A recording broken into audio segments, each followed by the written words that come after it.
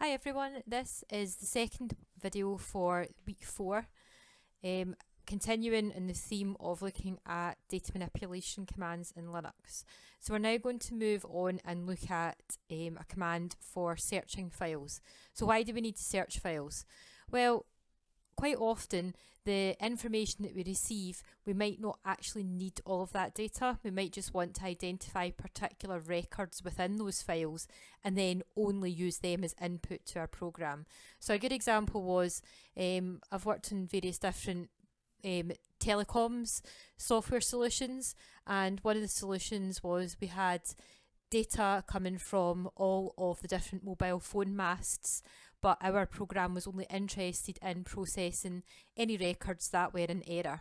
So we would receive lots of files coming from multiple masts with lots of good data and then lots of data records that had errors, and we wanted to focus on the errors. So that's a perfect example of filtering through the data and searching just for those error records, extracting them and then using them as input to our solution. So that's why searching is really important. The search command in Linux has got a bit of a strange name. It's called grep. What it stands for makes a bit more sense. So it basically says globally search, so search the entire file for a regular expression and print it. So it searches the entire file for a particular expression that you provide, and if it finds a record with that expression, then it will print that record, so it will display it out to the screen. So we're going to have a wee go at this now and see how it works. Okay, so back into my VirtualBox window, and what we're going to look at is a file that I've already created, so I'll just show you what's in the file. So I'll use the cat command. The file is called customers.txt. So again, similar format, surname, forename and age. So a list of customers. So let's say, for instance, we wanted to only pick out customers of a particular age. So let's say we were looking just for the records of customers who are 35. So we use the command grep. Again, if you want more information in the command, man pages, it's a huge command. So you'll see there are lots and lots of options you can turn on. Absolutely tons of them. So I'm just going to focus on the ones that are sort of more commonly used. Okay, so the grep command, so to use it without any options at all, and it's default out the box format, you need to say the command name grep, then you need to give it the expression you want to search for, so the bit of data you're looking for. So I'm looking for any records with the value 35, so that I can pick out all the people that are aged 35, and then the name of the file that you're searching, so customers.txt. So if I run that, you'll see that it identifies correctly the two customers that are that age. There's the file again, just to prove. So ideal, it prints off the ones that I'm looking for. Now, as I said, it does have lots of different options that you can give the command. So let me just bring that command up again. So remember, use your up arrow to go back through your commands. You keep going through lots and lots of them. There's a good history in there. Saves you typing. So I'm going to run the same command, but this time I'm going to add in the -v option. So I'm going to switch on this feature. -v basically gives me back all of the records which do not contain that expression. So now you'll see I've got everything apart from the two records that contain 35. So sometimes you do want to do an inverse search. So that's a good way of doing that, just by using the -v option. Another thing you might want is, let's switch off the -v option. You might not actually want to see the records. You might not want them to be displayed. You might just want to know how many records there are. So how many customers are 35. And to do that, you switch on the -c option to count. So it comes back with a number. So it says, okay, I searched through the file looking for the value 35, and there was two records that contained that value. So then you know you've got two customers that you need to deal with. Lots of other flags, as you saw in the man pages. Another one that's pretty useful is -i to switch on case insensitivity.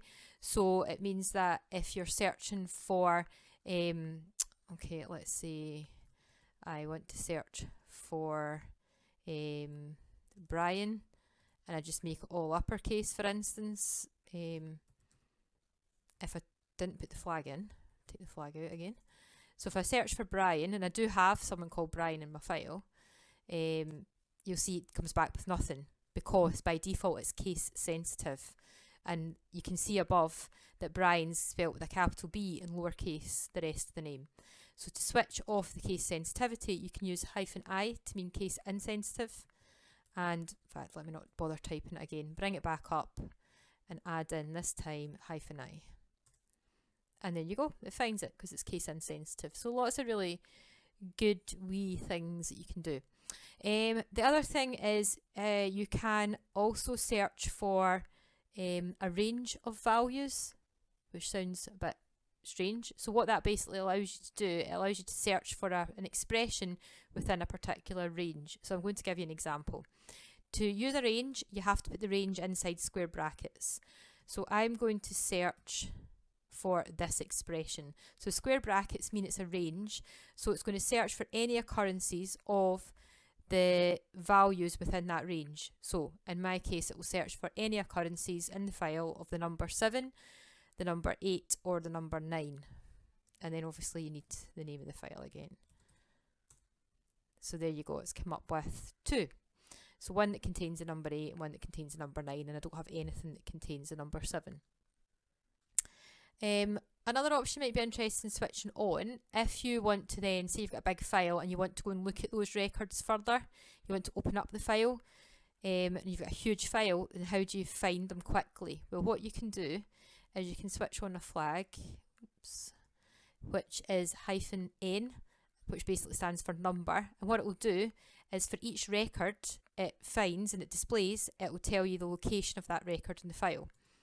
So you can see now it says that Donna McLean matches what I'm looking for, and you can find that record at position 2 in the file, so it's the second record in the file.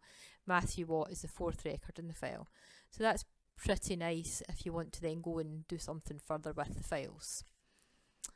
Okay, what about if you're in the situation where you might have a string you're looking for, or a bit of data you're looking for that's got spaces in it?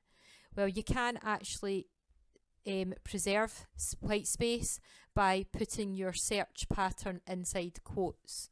So say for example I wanted to search for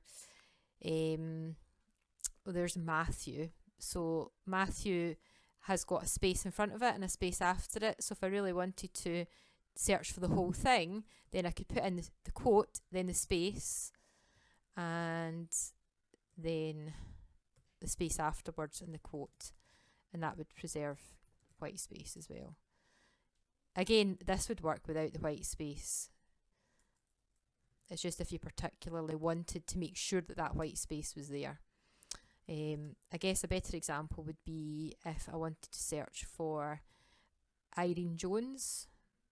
So I'd look for Jones, space, and then Irene.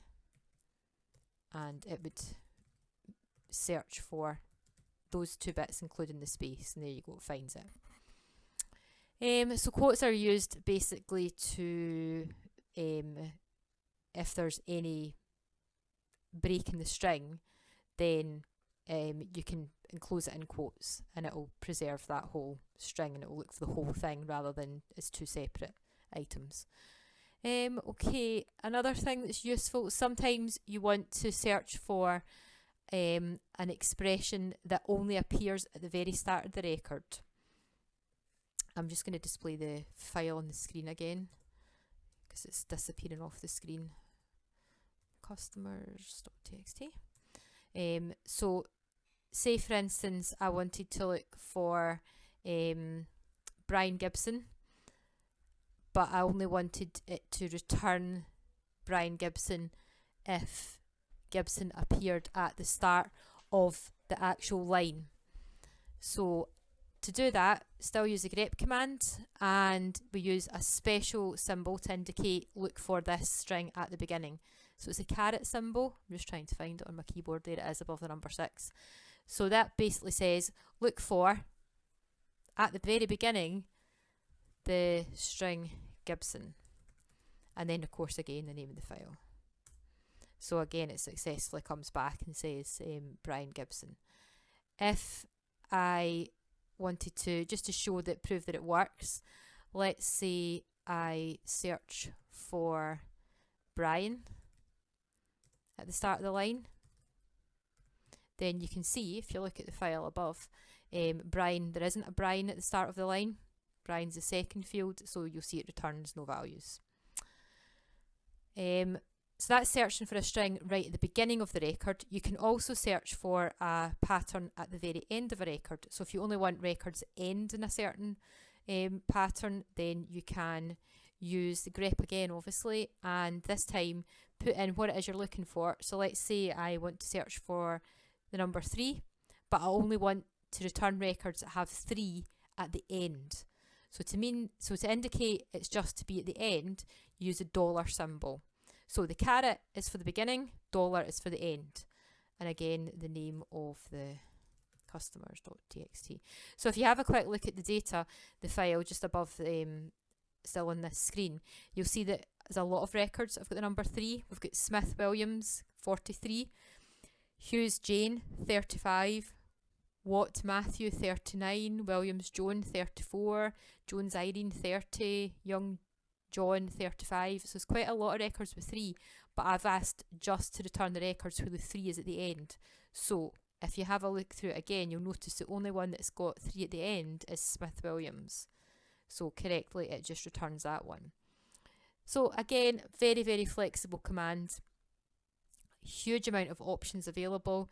You can really home in on exactly what it is you're looking for in a record by using the features that I've shown you, plus there's multiple other features that you can see in the man pages. These are the most common ones that I've picked to show you that you'll use most of the time. But again, it's fantastic for identifying and filtering the data that you're receiving before you then pass it on to your program as input data, so that by the time it gets to your program, it should only be the focused data that your program's looking for. Okay, the final video we're going to move on to after this is how to combine files, because again, that's another thing that's really important. As I said, if they're coming from multiple different locations, then your program might just expect one input file and you might initially have 3 or 4 files that you need to combine into a single file. So that will be coming up in the next video.